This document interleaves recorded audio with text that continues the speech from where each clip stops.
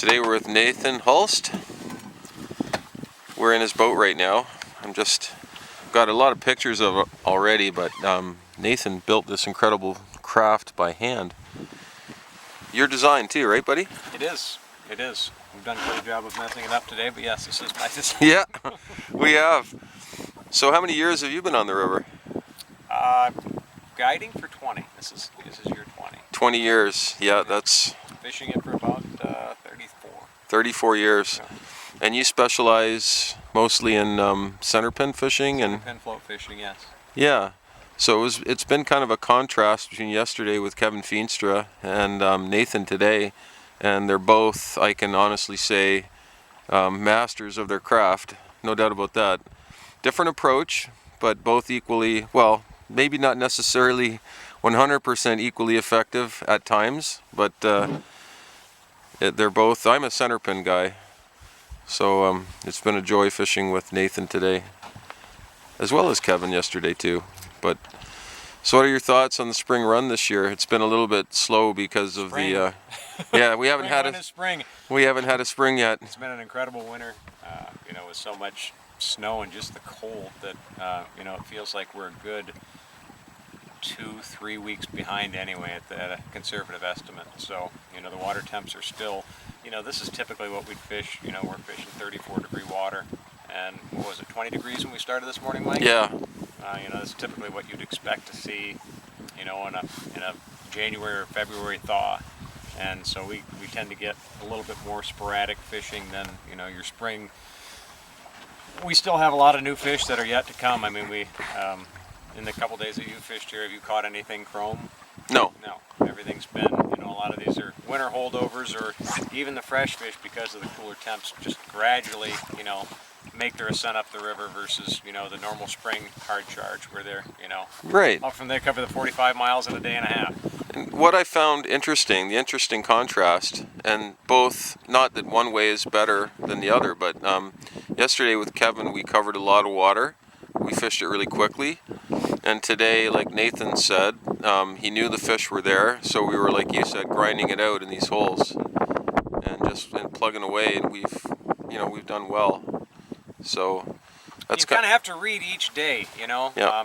Yesterday I would say we probably contrasted a little bit. We covered a lot more water because it's just kind of an individual feel for me. I felt like the bite just wasn't there the way it had been, and in previous days the best way to put fish on the line and in the net has been to, if they're there, on the days when they don't necessarily want to run as aggressive feeding, you just have to make a few more presentations on them.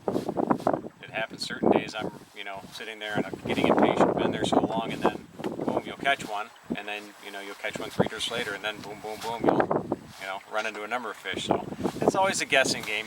Hopefully some days I guess wrong, some days we guess right. Yeah. And, you just hope to do more of the right guessing than the wrong, I guess. Yeah, no doubt.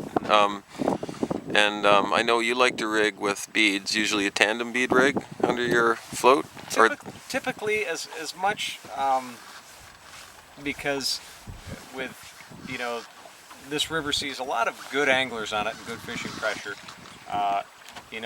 The color presentation will change during the day like a light switch. I'll give an example. On Wednesday, we had kind of a bead that had a little bit more of a yellow tint to it. That was the only thing they wanted. With the tandem rig, it allows me to change a lot and still leave something I'm consistent and have faith in on the guys. But then at about 2 o'clock, they would not touch yellow anymore. They wanted, more of a pale orange with a certain dot halo on it. Right. And for what it's worth, Nathan showed me his custom colored beads. It is an art form for sure. I know he's been bugging me all day long to switch over to them. You haven't needed to. It's been driving him crazy, but I think the beads are really effective in this river too, just because they're really finesse kind of a presentation. In this, I think it's clear water. It is clear water, and one of the things when you get, part of the reason that different stretches of river I'll fish, different tactics. I use a lot of row, use flies. The water typically gets clearer the closer you get to the tailwater, right behind the dam. But you got 45 miles of river here. The lower you get, the more primitive, I want to say, it gets. You know, a lot of the guys that are fishing the lower stretches of the river, they're using, you know, spawn bags the size of golf balls. And choker bags, that's what we call them. And 15-pound test, because those fish are coming in out of the lake. They're aggressive. Yeah, they haven't seen anything yet. Yeah. You know, a lot of these fish here, you know, they're a educated. number of them have been educated. They've been caught, released. Not all, you know, not a good share of them, but it just gives you those extra fish when you can get a little bit finer. But as people have refined their tactics, then you have to refine, or you know, exactly.